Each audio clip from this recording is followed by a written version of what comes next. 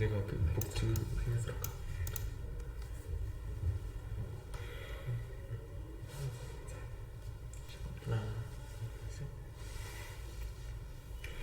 안녕하세요. 저희는 정책 분야 2번 건강하고 능동적인 고령사회 구축에 대해서 발표할 서위 이준현입니다. 감사합니다.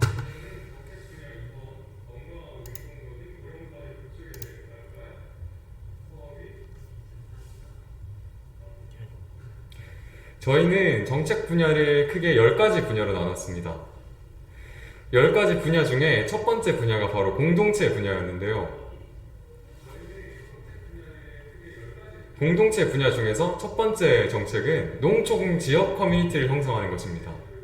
그리고 두 번째 정책은 청년 세대의 귀농을 활성화하는 정책인데, 우선 첫 번째 농촌 지역 커뮤니티 형성 정책부터 보시면, 우선 주말 농장을 운영하기로 세부 계획을 세웠습니다. 농촌 지역 커뮤니티를 형성하기 위해서는 우선 사람들이 많아야겠죠.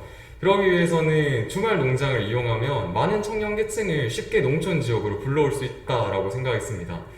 그리고 당연히 농장을 운영하면 농사를 짓는 과정에서 사람들과 공동체 의식을 함양할 수 있고요. 그 다음으로는 일손 부족 지역의 자원봉사자를 연결하는 것, 그리고 나서는 기타 농촌 문제를 함께 해결해 나가는 과정에서 신이주 젊은 층과 기존 주민 간의 연대를 증진할 수 있습니다.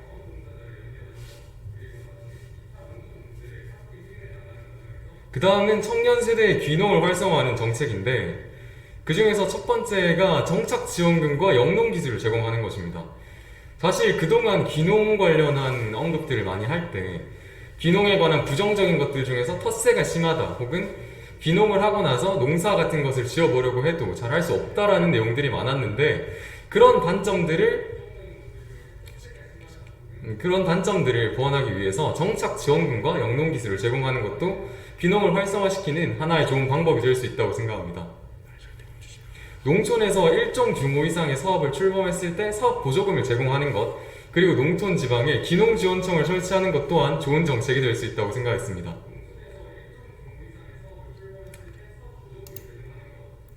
두 번째 분야는 사회 적응에 관련된 분야입니다. 사실 세대 갈등이라는 말들을 굉장히 많이 들어보셨을 것이라고 생각합니다. 사실 세대 갈등이 일어나는 이유 중에서 가장 큰 것 중 하나가 이제 고령이신 고령자분들께서 사회에 잘 적응하기 힘들어 하신다라는 부분도 분명히 있다고 생각합니다. 그 중에서 가장 중요한 원인은 아마도 기술의 급속한 성장이라고 생각합니다. 그렇기 때문에 노인분들께서 평소에 매장을 가거나 했을 때 키오스크 같은 생활 전반의 기술들을 잘 활용하지 못하시는 걸 빈번히 보실 수 있을 겁니다. 그렇기 때문에 생활 적응 기술 교육을 실시하는 것 또한 건강하고 능동적인 고령사회를 구축하는 또 하나의 좋은 방법이라고 생각했습니다. 현재 생활 전반에 여러 디지털 기술들의 확산이 가속화되고 있기 때문에 디지털 소외계층인 노인들을 위해서 지방자치단체에서 주도하여 키오스크 등 일상 친화적인 기술에 대한 교육 프로그램을 제공하는 것 또한 좋은 방법이라고 생각했습니다.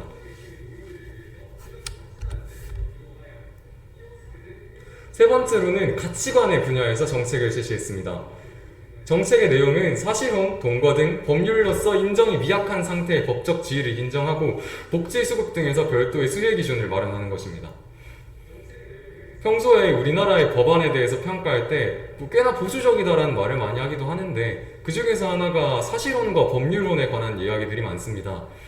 사실 사실혼 동거 역시 출산과 직결되는 부분이기 때문에 저출산 혹은 이런 정책들을 얘기할 때 빠져서는 안 될 분야이기도 한데요. 사실 최근 국회에서 생활동반자법이라는 법안을 발의를 했습니다. 허나 아직 통과가 되지 않고 있는데, 저희는 이 생활동반자법에 대해서 굉장히 긍정적인 가치관을 가지고 있고, 그렇기 때문에 또 다른 대안을 여러 가지 제안했는데요.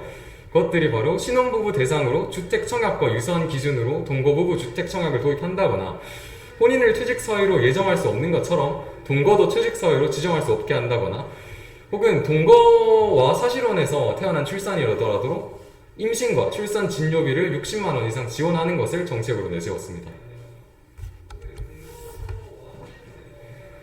가치관에 해당되는 두 번째 정책은 학교 내 필수 반영 활동 시수에 동거부부 사이에서 태어난 자녀에 대한 이해교육을 실시하는 것입니다. 동거부부 또한 현대로 넘어오면서 새로 생긴 그런 가족 관계이기 때문에 사실 다문화 가정이라던가 혹은 장애아 이해교육이라는 것 같이 다양성 교육이 당연히 수반되어야 된다고 생각합니다.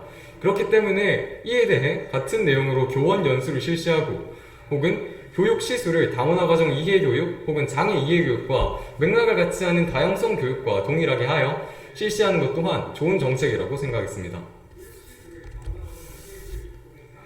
그 다음으로는 복지 일반 분야입니다. 저희가 제시한 정책은 노인 안전구역을 설정하는 정책이었는데요. 고령자일수록 반응 속도와 순간 대응 능력이 감소하기 때문에 스쿨존과 같이 노인 안전구역을 설치하여 속도 제한을 실시하는 것이 좋은 방법으로 생각했습니다.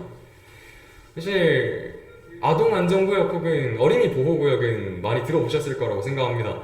저희가 평상시에 보통 보호할 대상을 얘기할 때 노약자라고 얘기를 하는데 약자에 관한 안전구역, 보호구역은 지정되어 있지만 노인에 관한 안전구역, 보호구역이 지정되어 있지 않는 건 좀 아쉬웠습니다. 그렇기 때문에 스쿨존과 맥락을 같이 하는 노인 안전구역을 설정하는 것도 좋은 정책이라고 생각했습니다. 실제로 전체 사고 건수 중에서 65세 이상의 비율이 3위, 특히 사망자 수는 1위에 육박했습니다. 그리고 게다가 고령자의 경우에는 호흡기 질환에도 취약하기 때문에 노인 안전구역을 지정하여 해당 구역 내 입지를 제한하는 것 또한 하나의 방법이라고 생각했습니다. 네, 다음부터는 이제 문화 분야에 대한 구체적인 정책 설명을 드리도록 하겠습니다. 우선 문화 분야에서 가장 핵심적인 정책은 노인 문화생활 보장을 위한 노인 문화센터 건립이라고 할 수 있는데요.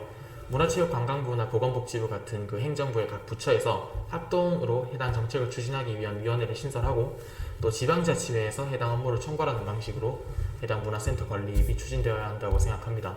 지방자치회의 역할이 저출산 고령화 기본계획 같은 것들을 읽어보다 보면 각 행정부처별 시간들이 아니고 각 행정부처별 업무들이 명시되어 있는 경우가 굉장히 많은데 지방자치회의 역할이 강조되는 경우는 생각보다 많이 없었습니다.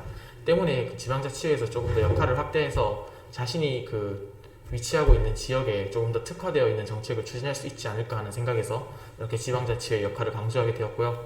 노인문화센터에서 행해지는 구체적인 활동들로는 한 달에 한 번씩 정기적으로 문화활동의 기회를 제공하는 것, 그리고 영화표라든지 그리고 교통수단 이런 것들을 현금으로서 제공하는 방법이 있을 수 있고, 지방자치단체에서 주도하는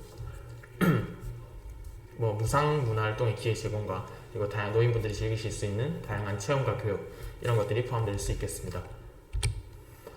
그 다음은 노인심리상담 지원 분야인데요. 해당 분야는 행정부처 중 보건복지부에서 주관하는 것이 적절하다고 생각했으며 해당 심리상담을 주관하는 기구 및 시설을 우선적으로 설치하고 70세 이상의 모든 노인들을 대상으로 무상으로 실시하는 것을 목표로 합니다. 70세 이상이라는 연령 기준은 추후 설명하게 되겠지만 확대된 정년과도 일정 부분 연관이 있습니다. 이곳에서 근무하는 노인정신과나 레지던트 의사 그리고 전문 심리상담사들에 대해서 경력을 인정해주고 해당 분야가 어떤 경력으로서의 특이성을 확보하지 못하는 직업군에 대해서는 해당 분야에 종사했던 경험을 추후 승진이라든지 또는 타 분야의 전직이라든지 긍정적으로 활용할 수 있도록 어드밴티지를 제공하는 방향 또한 검토 중입니다. 네, 다음은 가장 근본적인 노력이 필요하다고 볼 수도 있는 과학 분야인데요. 노인심리상담 지원이 아니라 해당 지금 현재 과학 분야에서 이루어지고 있는 여러 가지 연구개발 사업, 즉 R&D 사업 중에서는 노화 방지라든지 아니면 노인분들의 건강한 생활을 위해서 다양한 기술을 연구하는 사업들이 몇몇 찾아볼 수 있습니다. 때문에 이러한 그 사업들에 충분한 혜택을 제공한다면 해당 분야에 대한 연구가 더욱더 활발해지고 또 이러한 활발해진 연구를 통해서 다양한 기술 혁신이 많이 나올 수 있지 않을까 기대하면서 이런 정책을 제안하게 되었는데요. 기업 규모별로 세액공제 비율을 10%씩 확대해주고 해당 기업들은 연구개발비 그리고 연구개발을 통해서 생성된 그 연구개발 자산에 대해서 과세특례를 확대해서 제공하는 것을 목표로 하고 있습니다. 설비투자 세액공제 같은 경우에도 기업이 어떤 연구를 진행하기 위해서 여러가지 기계를 들이고 연구소를 짓고 하는 설비투자 과정에서 발생하는 비용들을 세액공제 혜택을 상당히 크게 적용을 해줘서 이러한 활동들이 더욱더 활발히 이루어질 수 있도록 하는 것이 중요하다고 보여지고요. 현재 그 현행 법률상 중소기업은 6%, 중견기업은 3%, 대기업은 1% 수준의 세액공제가 제공되고 있는데 저희는 각각 이것을 9%, 5%, 2%로 확대하고자 하였습니다. 대기업은 기존에 가지고 있었던 자본의 보유량과 그리고 이미 형성되어 있는 기술의 수준을 고려하여 그 큰 비율을 확대하지 않았고, 중소기업 같은 경우에는 대기업의 3배로 그 중소기업에 집중적으로 투자하는 그런 형태의 정책 목적을 가지고 있었습니다. 그리고 뇌과학과 치매 연구 등 노인 인구의 생활에 어떤 근본적인 변혁을 가져올 수 있는 그런 과학 분야들, 또 신경, 그리고 행동, 심리 이런 것들에 대한 연구는 조금 더 중요한 가치를 지닌다고 볼 수가 있겠죠. 따라서 해당 분야에 대해서 특별히 좀 더 지원을 강화하는 것도 좋은 방법이라고 생각하여 해당 정책을 제안하게 되었습니다. 네, 다음은 노인 고용에 대한 정책입니다.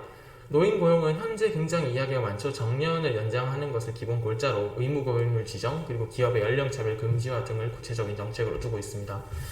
현재 어떤 개인의 생산성을 연령으로 평가하는 시대는 이제 지났다는 견해가 대다수입니다. 어떤 개인이 어떤 연령이 상당히 높다고 하더라도 지속적인 실무 교육이 뒷받침되고 또 자신도 직업 경험을 지속하기를 원한다면 충분히 더 많은 나이까지, 더 이후의 나이까지 일할 수 있다고 보고요. 때문에 저희는 현재 60세인 정년을 70세까지 연장하는 것으로 목표를 잡고 있습니다. 그 다음은 의무 고용률을 지정하는 것인데요. 얼마 전에 자주 이야기가 나왔던 여성할당제 같은 경우와 여성할당제의 경우와 같이 일정 나이 이상의 근로희망자들을 기업에서 의무적으로 고용하도록 하고, 또 공공기관에서도 해당 법률을 똑같이 적용하는 그런 의무고용률 지정이 필요하다고 봅니다. 그리고 세 번째로는 가장 핵심적인 정책이라고 볼 수 있는 기업의 연령차별 금지화 정책인데요. 기업 내에서 다양한 연령대의 사원들이 존재할 수 있죠. 다양한 연령대의 근로자들이 존재할 수 있는데, 이러한 각 연령대별 임금 지급 현황을 익명으로 공개하는 것입니다. 그리고 단순 액수 비교가 아니라 이 비율을 비교하는 그러한 투명한 정보 공개를 원칙으로 하고 있습니다. 단순 액수를 비교하게 되면은 이렇게 큰 숫자 때문에 한눈에 어떤 임금 지급 현황이 어떤 상태인지 알아보기 어려운 점도 있기 때문에 해당 제한 조건을 걸었고요. 그런 비율 비교를 했을 때, 예를 들어서 전체 직원 중에서 60대 이상인 직원들의 임금 비율은 40대에서 50대 사이인 직원들의 임금 비율에 비해서 80 몇 퍼센트 수준이다, 또는 70 몇 퍼센트 수준이다. 이렇게 하면 기업 내의 직원들이 해당 그 임금 지급 현황에 대해서는 어떤 문제가 있다, 이런 것들을 스스로 인식할 수 있도록 하는 그런 기회를 제공하는 데 의의를 두고 있다고 볼 수 있습니다. 또한 공공기관에서 노인의 일자리에서의 효율성을 증대시키기 위해 일자리 관련 교육을 의무화하는 것 또한 중요한데요. 이것이 이 정년 연장 정책의 뒷받침이 될 수 있는 실무 교육의 부분을 담당해 줄 것이라고 의도하였습니다. 네, 다음은 이제 의료 분야입니다.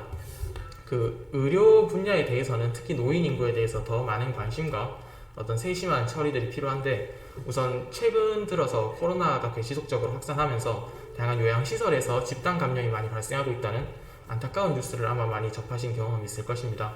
고령인일수록 요양시설을 많이 활용하는 것이 사실이고, 또 고령자일수록 코로나 같은 감염성 질병에 취약하기 때문에 해당 분야에 대한 방역의 강화가 매우 필수적인데요. 해당 요양시설에서 근무하는 종사자들, 의료 전문가들 뿐만 아니라 자원봉사자들을 대상으로 방역의 강화를 위해서 정기적으로 검사를 실시하고, 해당 요양시설을 이용 중인 환자들이나 입원자들에 대해서도 동일한 검사를 실시해서 방역의 사각지대가 요양시설이 되지 않도록 그런 데 의의를 두고 있습니다. 또 두 번째로는 원격 의료와 방문 의료 서비스의 확대입니다. 노인분들 중에서는 자신들이 직접 병원을 찾아가기 힘든 상황에 처해 있는 분들도 많고, 또 그럴 만한 여력이 되지 않는 분들도 많습니다. 때문에 이러한 원격 의료와 방문 의료 서비스를 더욱더 확대하여 이러한 분들에 대해서도 의료 접근성이 상당히 떨어지지 않도록 해야 한다는 것이고요. 그 다음으로는 이제 마지막으로 조건부 영리병원 건립 허용에 대해서 말씀드리겠습니다.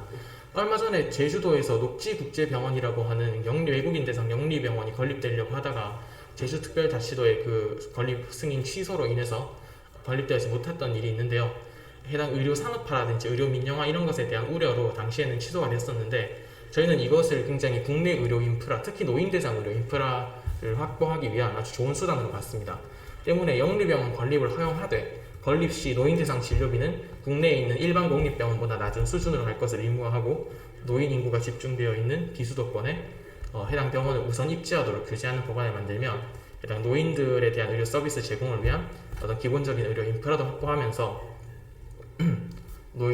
기본적인 의료 인프라도 확보하면서 동시에 어떤 이러한 영리병원 유치를 통한 수익성도 놓치지 않을 수 있는 그런 양면적인 정책이 아닌가 합니다. 네, 네, 지금까지 저희가 분야 2번의 건강하고 능동적인 고령사회 구축이라는 정책 분야에 대해서 발표를 맡았는데요. 네, 지금까지 총 10가지 분야에 대해서 정책을 소개드려 보면서 저희가 어떤 고민한 과정이 어떤 순서를 거쳐왔는지 이런 것들을 함께 느끼셨으면 좋겠고, 저출산 정책에 비해서 고령화 정책이 최근에는 그렇게 많은 주목을 받지 못하고 있는 것도 사실입니다.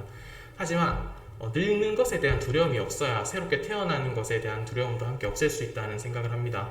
그래서 때문에 저출산 정책의 근본적인 해결을 위해서는 고령화 정책 해결을 위한 어떤 재고와 고려 이런 것들도 항상 동반되어야 한다는 말씀을 드리면서 저희가 준비한 발표를 여기서 마치도록 하겠습니다. 감사합니다.